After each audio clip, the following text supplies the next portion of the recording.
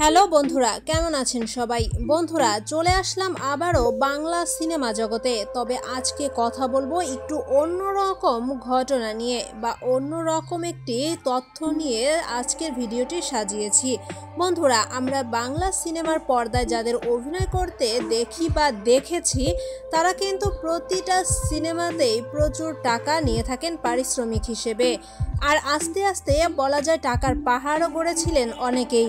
কিন্তু শেষ বয়সের তথ্য হিসাব করলে দেখা যায় বাংলা সিনেমার কিছু কিছু তারকাদের শেষ বয়সে এসে অনেক কষ্টেই দিন যাপন করতে হয়েছে।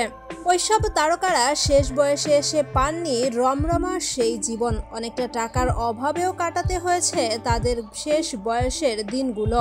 আজকে আমরা জানবো বাংলা সিনেমার সেই সকল পুরনো তারকাদের ব্যাপারে যারা সিনেমা জগতে থাকাকালীন প্রচুর টাকা ইনকাম করলেও শেষ বয়সে এসে তাদের করুণ দশা হয়েছিল। তো চলুন শুরু করা যাক। প্রথমেই কথা বলবো আফজাল শরীফের ব্যাপারে। কৌতুক অভিনেতা হিসেবেই বেশি খ্যাত ছিলেন এই অভিনেতা। বর্তমান সময় পর্যন্ত তথ্য অনুযায়ী প্রায় 500-র মতো সিনেমায় কাজ করেছেন এই অভিনেতা। প্রচুর পরিমাণে অর্থ উপার্জনও করেছেন, আবার দুহাতে নিজের ইচ্ছা মতো খরচও করেছেন সেই অর্থ। ভালোই বিলাসবহুল জীবনযাপন করতেন এই অভিনেতা। তবে বর্তমান সময়ে মেরুদণ্ড এবং কোমরের ব্যথায় ভুগছেন এই অভিনেতা।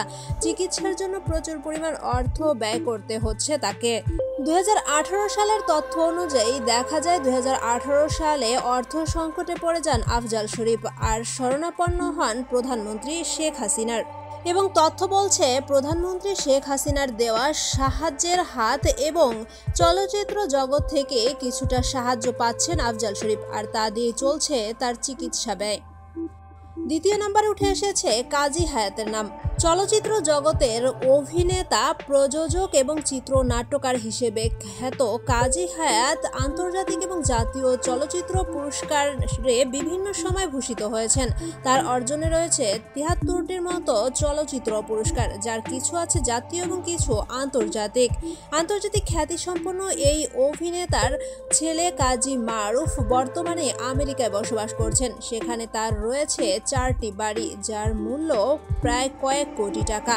অথচ বর্তমান সময়ে কাজী হায়াত হৃদরোগ এবং ডায়াবেটিস রোগে এতটাই অসুস্থ আর অর্থ সংকটে এতটাই পড়েছেন যে তাকে প্রধানমন্ত্রীর কাছে সাহায্য চেয়ে চিকিৎসা করাতে হচ্ছে। এরপরেই কথা বলবো 90-এর দশকের একজন জনপ্রিয় অভিনেত্রী আনোয়ারার ব্যাপারে, যিনি প্রায় 90-এর দশকের সব ছবিতেই কাজ করেছেন। চলচ্চিত্র জগতে তার অভিনয় দক্ষতা ঠিক এতটাই ভালো যে বাংলাদেশের সরকারের তরফ থেকে তাকে আজীবন সম্মাননা প্রদান করা হয়। তবে বর্তমানে এই অভিনেত্রী গুরুতর অসুস্থ হয়ে চিকিৎসাধীন রয়েছেন। সম্প্রতি তথ্য বলছে তিনি ব্রেন স্ট্রোক করেছেন, আর এরপর থেকেই চোখে ঝাপসা দেখা, কাউকে চিনতে না পারা সহ বিভিন্ন সমস্যায় ভুগছেন এই অভিনেত্রী। একসময় হাতে টাকা ইনকাম করা এই অভিনেত্রী বর্তমানে অর্থ সংকটে ভুগছেন, যার জন্য তাকে প্রধানমন্ত্রীর কাছে সাহায্য চাইতে হয়েছে।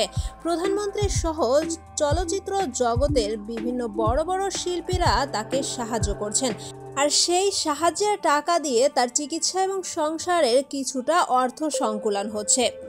এরপরে কথা বলবো জামিলুর রহমান শাখার ব্যাপারে। মাল্টি ট্যালেন্টেড এই অভিনেতা সিনেমা জগতে বিভিন্ন চরিত্রে কাজ করেছে, তবে তার মধ্যে সবথেকে বেশি জনপ্রিয় হয়েছিলেন বা সবথেকে বেশি ভালো কাজ করেছেন বিভিন্ন সিনেমায় দরবেশের চরিত্রে।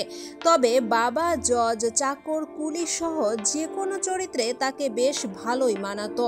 নাটকের জগতে প্রায় 200-র মতো এবং সিনেমা জগতে প্রায় 600-র মতো সিনেমা করেছেন এই অভিনেতা, যেখানে এক সময় প্রতিটা সিনেমার জন্য বা প্রতিটা নাটকের জন্য প্রচুর টাকা ইনকাম করতেন সেই অভিনেতাই বর্তমান সময়ে অর্থ সংকটে ভুগছেন। টাকার জন্য পরিবার নিয়ে রাজধানী ঢাকাতেও বসবাস করতে পারছেন না তিনি। বর্তমান সময়ে দোহার নবাবগঞ্জে নিজস্ব গ্রামে তিনি পরিবার নিয়ে বসবাস করছেন। বার্ধক্যজনিত বিভিন্ন রোগে আক্রান্ত আছেন এই অভিনেতা, আর তাই অর্থ সংকটে পড়ায় প্রধানমন্ত্রীর শরণাপন্ন হয়েছিলেন তিনি। প্রধানমন্ত্রী থেকে সাহায্য নিয়ে তা দিয়ে চলছে তার চিকিৎসা ব্যয়। বন্ধুরা, এরপরে কথা বলবো রেহানা জলির ব্যাপারে। জনপ্রিয় এই অভিনেত্রী ৮০-র দশকে তার অভিনয়ের যাত্রা শুরু করেন। অভিনয়ের পাশাপাশি তিনি মডেলিংও করতেন। নাটকে অভিনয় করার মাধ্যমে তার অভিনয় জগতে প্রবেশ হয়। তবে টিভি নাটকে অভিনয়ের পাশাপাশি প্রাথমিক পর্যায়ে তিনি বিভিন্ন সময় মঞ্চ নাটকও করতেন। জনপ্রিয় এই অভিনেত্রী বাংলা সিনেমা জগতে মমতাময়ী মা হিসেবে অধিক পরিচিত ছিল। বিভিন্ন সময় জাতীয় চলচ্চিত্র পুরস্কারেও ভূষিত হয়েছেন এই অভিনেত্রী। তবে বর্তমানে ক্যান্সারে আক্রান্ত হয়ে জীবন মৃত্যুর সন্ধিক্ষণে রয়েছেন এই অভিনেত্রী। 2018 সালে যখন প্রথম ক্যান্সার ধরা পড়ে তখন কিছুটা চিকিৎসা চললেও এরপর পরিবারের পক্ষ থেকে তার চিকিৎসার এত ব্যয়বহুল অর্থ বহন করা সম্ভব হয়ে ওঠে না। আর তখনই প্রধানমন্ত্রীর শরণাপন্ন হন এই অভিনেত্রী। আর সেখান থেকে কিছুটা সাহায্য নিয়েই চলছে তার কিছুটা চিকিৎসা। বন্ধুরা, সবশেষে কথা বলবো প্রবীর মিত্রর ব্যাপারে। একসময়ের জনপ্রিয় এই অভিনেতা বর্তমানে ঢাকার ধানমন্ডিতে একাকী বসবাস করছেন। বিভিন্ন সমস্যায় ভুগছেন 83 বছর বয়সী এই অভিনেতা। বার্ধক্যজনিত বিভিন্ন সমস্যা, কানে কম শোনা, হৃদরোগের সমস্যা, এমনকি স্মৃতিও শেষ হয়ে যাচ্ছে এই অভিনেতার। বলা যায় তিনি অনেক কিছুই মনে রাখতে পারছেন না। তার সাথে কথা বলতে হলে উচ্চ স্বরে কথা বলতে হয়। আর একাকিত্ব জীবন তাকে আরও শেষ করে দিচ্ছে। বর্তমান সময়ে বেশি হাঁটাচলাও করতে পারেন না এই অভিনেতা। বাসায় অনেকটা হুইল চেয়ারে বসে বা বিছানায় শুয়েই তার দিন কাটছে। 2018 সালে অর্থ সংকটে পড়ায় তিনি প্রধানমন্ত্রীর কাছে সাহায্যও চেয়েছিলেন। আর প্রধানমন্ত্রীর সাহায্যের টাকা থেকেই বর্তমান সময়ে তার চিকিৎসার কিছুটা ব্যয়ভার বহন হচ্ছে। বন্ধুরা, এক সময় রমরমিয়ে সিনেমা জগতে অভিনয় করা এবং অর্থ উপার্জন করা এসব তারকাদের বর্তমান জীবন নিয়ে এই ছিল আমাদের আজকের আয়োজন। এতক্ষণ সাথে থাকার জন্য ধন্যবাদ। ভিডিওটি কেমন লাগলো মতামত জানিয়ে দিবেন কমেন্ট বক্সে। আর ভিডিওটি ভালো লাগলে অবশ্যই একটা লাইক দিবেন।